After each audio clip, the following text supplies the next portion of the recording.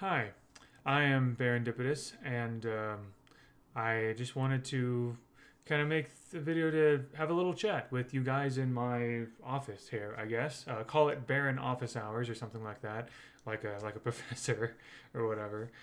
I want to apologize for the lighting. The lighting in this room is not great, and I'm basically going off of natural light out there, which kind of makes this part of my face a bit bright. Sorry about that. I did what I could, but you can probably listen more than watch this video anyway, if you wanted to, if the brightness bothers you.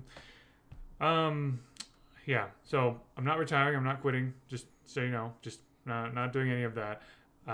Just clearing that out. It's just been a while since I've had a kind of casual chat like this, and I figured I'd take a page from the books of Egg Soup or Lacan or other people who just like to just talk to the camera, share their thoughts and whatever.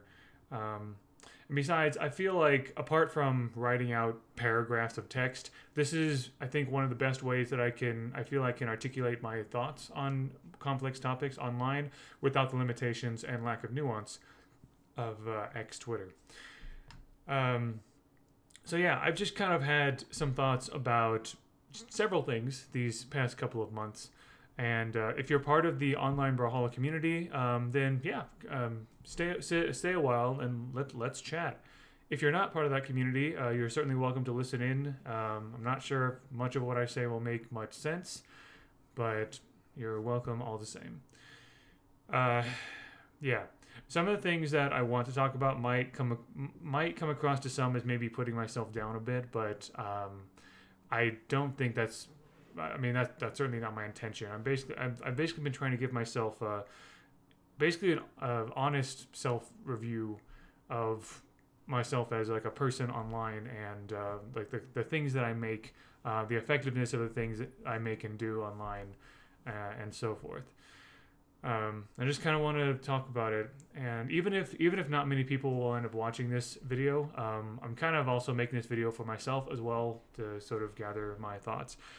A lot of this is going to be very much extemporaneous, kind of just things that come to mind. I do have a lot of notes that I have on my other monitor here.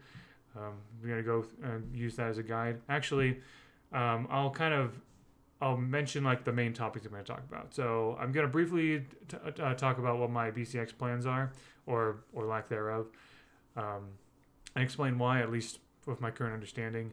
I'm definitely going to talk about dealing with Twitter discourse, my thoughts on my influence and reach as a creator, mention the fact that I have lots of other interests, and also how I'm dealing with my various projects and Quillborn and things like that.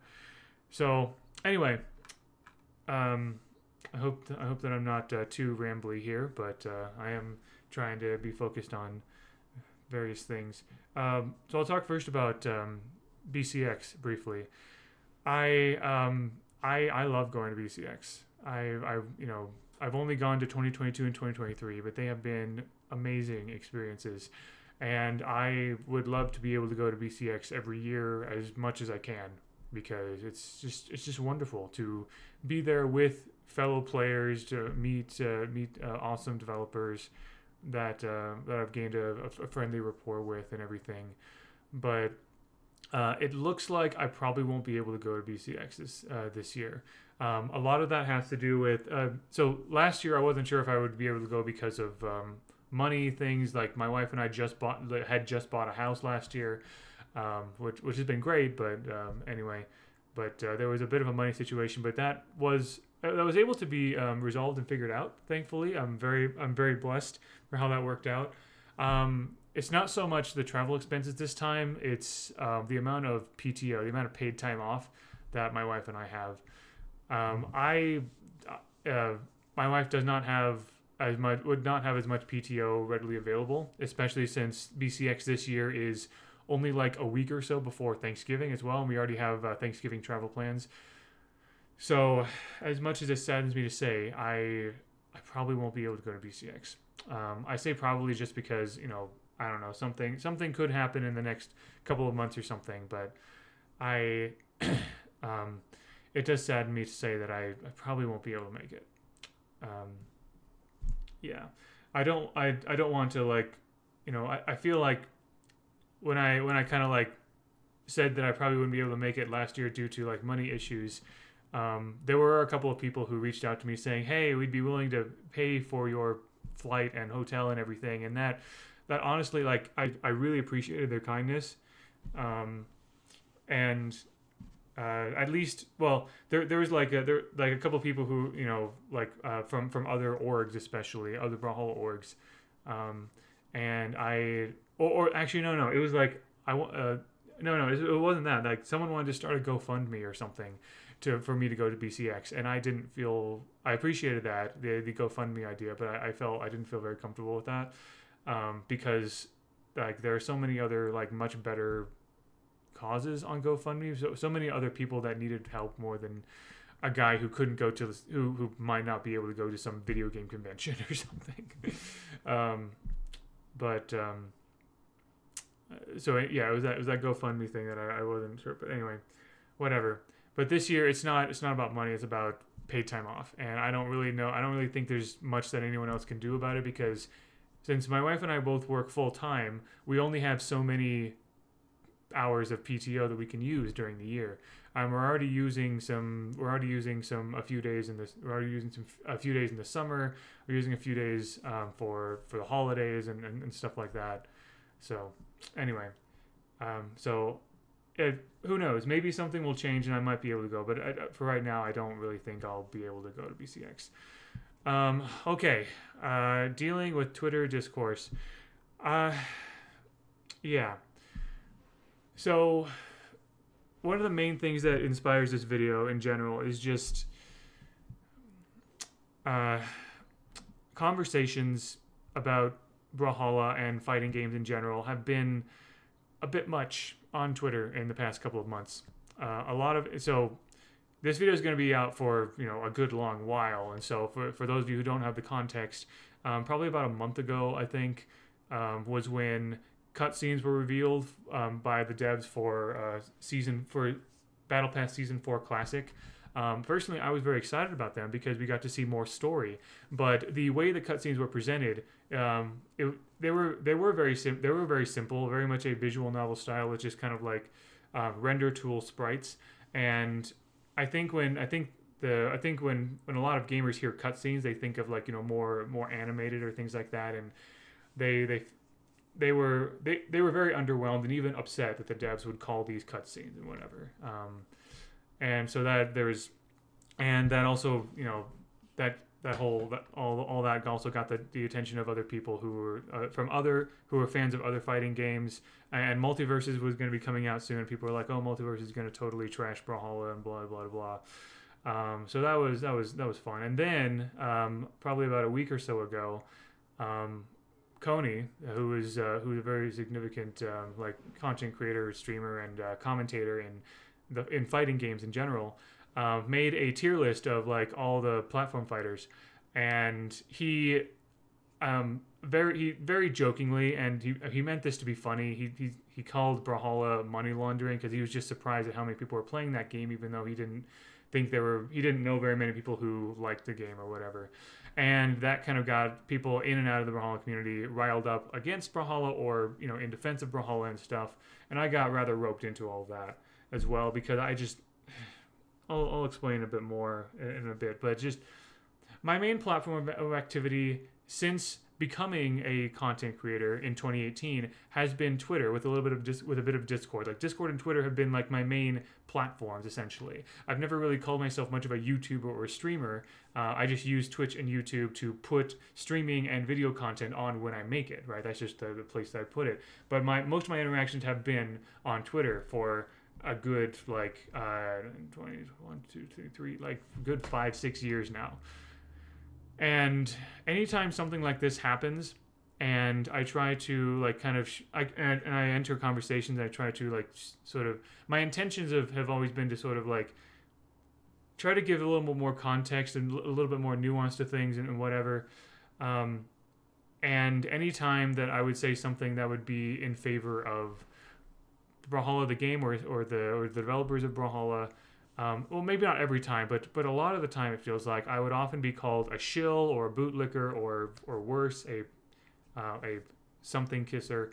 Um, I mean, I've even been told that my opinion is invalid because because this idea that I'm always defending the devs, or and also especially the fact that like I'm a Brawlhalla partner, and so there might be this idea that I'm sponsored by the developers in such a way that like I can't say anything bad about them, when I am legitimately just giving my personal honest opinion. Like, I am myself online, and what you see is exactly what you get. Like, that's exactly what I would say if I were to talk to you in person. I tend to be much more of an optimist, or like, a glass half full, silver lining kind of person when I talk online and everything. And anyway, so I mean that is certainly quite frustrating to a degree, but especially with the cutscene thing, I kind of figured that I would make a video reacting to the cutscenes, like showing my honest like full reaction, and then also talking a bit about those cutscenes. Because I thought that like cutscenes are like they're story and lore focused, and I'm like the lore master, and I figured if anyone would have an influential opinion about the cutscenes of Brawlhalla, I would, right? And so I made a video like a day or so after they were revealed or something, or released. Made a video pretty quickly about like reacting to the cutscenes. And I shared that video through through Twitter, like retweeted and everything like that. And I don't think that video or my thoughts on the cutscenes seem to really add to the discussion at all. It didn't seem to really change the landscape of the conversation. Nobody seemed to really care. At least that's the impression that I got. The video, at least as far as I can tell right now, has a little over 600 views, which is certainly more than some of my other videos, but it barely has any comments on it as far as I can tell. There aren't very many. There's not a lot of engagement. Very few people have like engaged with my video or my thoughts on it on Twitter.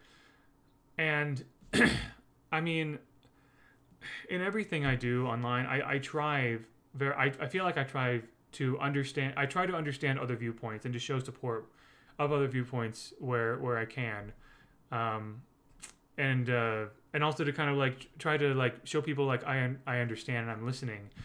But it does get exhausting when I don't feel like I get the same kind of consideration. And it's not about the views for me. It's not about the numbers.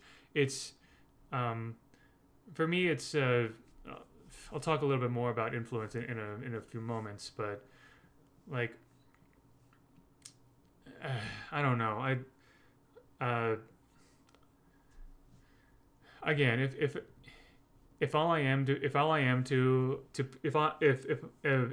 talk to people about my opinions about Brawlhalla or like how the game is or different aspects of it, and if people just see me as some sort of like shill or defender or something, I'm not really going to be that effective. No matter how much I try to listen to other people, it doesn't. I don't feel like I'm getting that same kind of a consideration. I'm not necessarily like, I don't know. Anyway, and also just in general, it feels like fewer and fewer people in the Brawlhalla community are being active on Twitter. It could just be my own impression, but maybe one reason that the Twitter discourse has gotten so heated in recent months, or maybe the past year or so, is just that people are quietly stepping away. Either they've just been losing interest in Brawlhalla, which happens, that happens all the time. I still follow a lot of people on Twitter who don't really care about Brawlhalla anymore, and that's totally fine. And there are also certainly some people, I'm sure there are a lot of people who are just sort of like quietly stepping away from Twitter because of just how frustrating the experience is. And at that point, only the loudest and most passionate voices are left, and that just kind of leaves it to just extremes shouting at each other, which is not helpful in any way. So this kind of goes into sort of my thoughts on my own influence and reach as a sort of creator in the Brawlhalla community. I consider it a tremendous blessing to be in the position that I'm at in the community. I honestly, one of the main reasons that I've been sticking around for so long in the Brawlhalla community is not just because I love Brawlhalla, I love Brawlhalla lore. I really enjoy engaging with the game, engaging with the developers, and with the community, but also another big reason that I've been staying for so long is that I feel like I can be a positive influence in the community. I feel like I can I I try not to let this get to my head, but kind of like as kind of an older person, I'm in my 30s, right? Most people in the Brawlhalla community are like, teenagers, 20s and whatever, like high school, college age or whatever.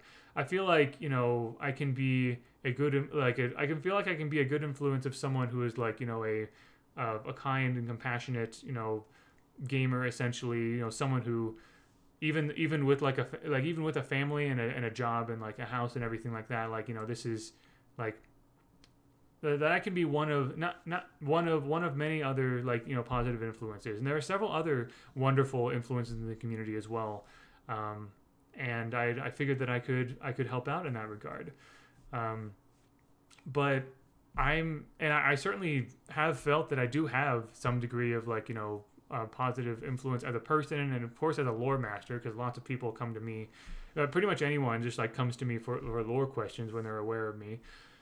But I'm just not really sure if I have that much of an influence anymore. Or maybe I never had it. Maybe I never had that influence in the first place.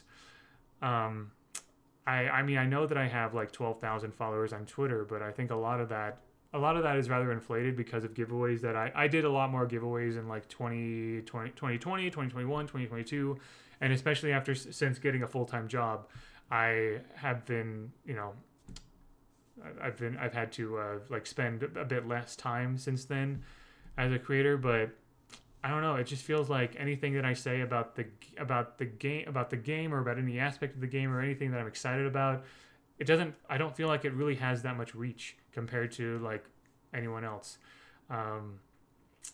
And maybe sometimes it feels like I'm kind of sort of kidding myself about, maybe there's a little bit of that imposter syndrome, which is very common, like among just pretty much anybody, really. But I don't know.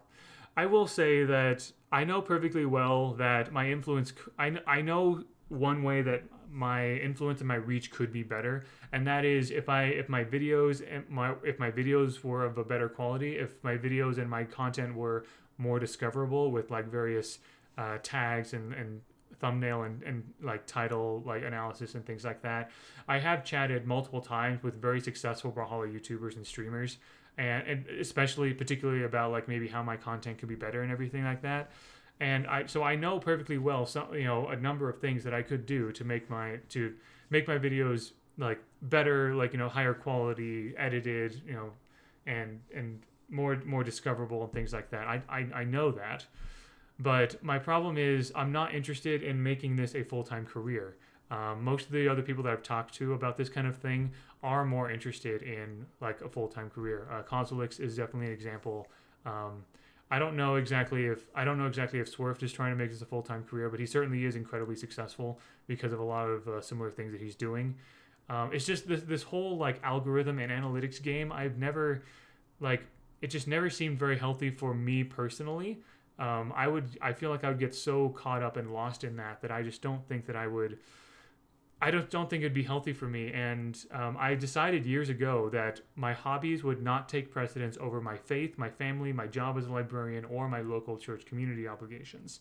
Like those four things, faith, family, job, church, all of those things are going to be higher priority for me than hobby stuff. And that's like all the game stuff. All the stuff I do as Serendipitous is in that hobby realm. I still feel like it's definitely like important, and it definitely means a lot to me. Goodness knows I spend a lot of time and energy thinking about everything that I do as Serendipitous and trying to plan things, trying to see like if but I feel like in order for me to have a healthy lifestyle that it would be sustainable for me, I need to put the most important things in my life first. And again, it's not saying that the Brawlhalla community and the stuff I do as Serendipitous is not important to me. It certainly is. But my faith is more important. My wife is more important to me. My job, I need to work, need to eat. And then, of course, faith and church responsibilities as well. So, there was a time when I seriously considered being a full-time creator. Like I seriously looked at, like back in 2021, 2022, when I was very involved in lots of things, especially like in Global Breakout. I really I was really thinking to myself, like, what would it take to be a full-time streamer? I was working part-time then, and I was able to stream basically every week. And I was trying to think, like, what would it take to be a full-time streamer or a full-time YouTuber or things like that? Like, I could stream with a consistent schedule, kind of put VODs on YouTube, find ways to, and all that kind of stuff. But at that point, it would, as soon as a hobby feels like a job, I believe I would lose my enjoyment of it, honestly. Another problem is that, certainly there is always the option of hiring, artists and editors and things like that. But the problem I have with that is the money that it would take to sustain that is too much of a chunk out of my and my wife's living expenses, essentially. It's not that we would starve if that happened, but I don't feel comfortable with how much it would take away from what we're trying to do with our own savings, what we're trying to do with our own savings and managing our own life and everything like that. And hiring editors and artists should be paid for their work, and I just don't feel like I'm able to consistently commit to that amount of money, given my other priorities and things, like my other life priorities and things like that, especially since this is hobby stuff. There's a reason why all of my content is very looks like very homemade, thrown together kind of thing, because I feel like that's just kind of my style. I just want to make things, talk about things whenever I can. So yeah, so there's that. Gosh, I've been talking about it for 20 minutes now. Anyway, I just I kind of, I lost my train of thought. This also kind of goes into creative projects. There are so many projects that I want to work on, but I just feel like I'm not getting anywhere with most of them. And I think that mainly happens for two reasons. Number one, is of course, the fact that, I have a full, well, actually, I think there really is just one reason. And that is that I'm a man of many interests. Just throughout my life, I've never focused on one thing. I've always focused on multiple things. I'm not Brawlhalla, as a content creator, sure, I focus almost entirely on Brawlhalla stuff. And I'm happy to have found my niche there. But as a person, my wife and I have a large collection of board games. I collect a lot of collectible pins, trading cards like Pokemon and Digimon and Magic and things and other things. I have a lot of video games on the Switch, on PC, and everything. I have a lot of tabletop role-playing games, Dungeons and Dragons, Edge of the Empire, Blades in the Dark, and such. I've also more recently gotten into affordable, cheap wargaming as well. I have a few miniatures that I'm kind of in the middle of painting, and playing one-page rules and Malifaux, and maybe not Warhammer as much, but definitely the cheaper skirmish type things. I do a lot. I do a lot of things personally, and it's I've just always struggled as a person, just throughout my whole life, just managing my own expectations for what I can create and what I can accomplish. And I'm always much more of an ideas person. I'm always much more ambitious than my time and attention and it can allow. And I think that also kind of affects my own influence and reach as a creator as well. And I feel like that's also affecting my own effectiveness as a leader as the leader of Quillborn also, where I haven't been very proactive in trying to get various projects like moving. I'm certainly happy to take a lot of the blame for that, and I'm hoping to change that soon. But anyway, all this is to say, I'm just kind of a bit tired. I'm tired. There are things in the in interacting with the Brawlhalla community that I'm kind of tired of trying to. I'm a bit exhausted in trying to feel like I can make a difference. Essentially, that's kind of what a lot of it comes down to. I just don't know. I just don't know what Sure, I help a lot. Sure, I help a lot with helping people to appreciate lore, the Brawlhalla lore and things like that. But I don't know. And there definitely is a wonderful community of lore nerds in the Brawlhalla Lore Book Club Discord server, and I'm incredibly grateful for that. But I don't know. I want so much for people to get along in the Brawlhalla community. I want so much for people to get along in general. I'm not gonna talk about specific politics here, but when it comes to any political or social issue of any kind anywhere, I personally am not really so much upset about one side or the other. I'm more upset about the fact that people won't get along. That people won't meet in the middle. That people won't take the time to listen to each other and understand understand each other's fears and concerns and whatever. Even if those fears and concerns are unfounded on any side, those misconceptions are probably not going to be assuaged or taken away unless they are talked about and addressed and kind of said, oh, you're concerned about this, why? And oh, well, here's this and this, oh, okay. So no one is going to change their mind unless they feel heard, is the thing. And I understand that on all sides. And when we're talking about Brawlhalla, the Brawlhalla community specifically, discourse on Twitter or Reddit or whatever, I understand that a lot of people have a lot of frustrations, and a lot of those frustrations are valid, but it's just the way that we as a community talk about those frustrations is not conducive to conversation. Twitter just in general is terrible for discussions or arguments or things like that. Just the way that it is, the way that it's built. But it's not just the way Twitter is. It's the way that we present our thoughts. I've seen people if you don't like the cutscenes, you think the cutscenes are terrible, or the expectations of what a cutscene is was maybe too high or too low or something like that. That's totally valid and fine. But the way that some of you talk about it is just, I just kind of look at it and I think, do you think that developers would read this and listen to it? There's just so much anger in it, and there needs to be a conversation here. And I feel like I've tried to facilitate conversations, and some conversations certainly have happened.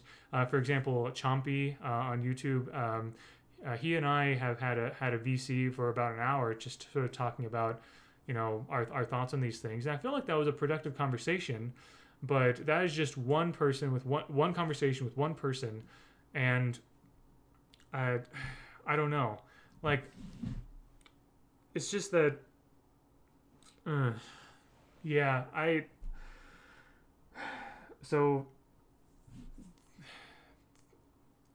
agree that developer and player communication certainly should be improved. There have been great strides in the past couple of years in developer to player communication and back and forth, but it certainly should be better. And of course, some of that is on the developers. Things can be a bit more clear about how the developers prefer to have things communicated or prefer to have feedback and everything like that.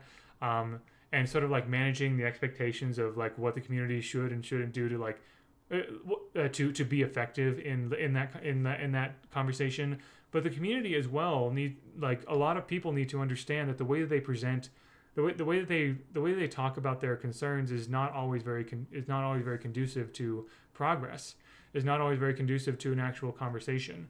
There's a reason why there's a reason why the developers are hesitant to talk about things before to tease things or whatever, because they've learned over the past like 9 to 10 years like how like what it's like for what community backlash is like. They also know that to some degree the like players are not going to understand everything that the developers see, and I think like Duke or somebody on stream a while back said something like, it's hard for the devs to want to talk about things when when players sort of like take everything the developers say as gospel, or like say, hey, you promised this like 3 years ago, where is that?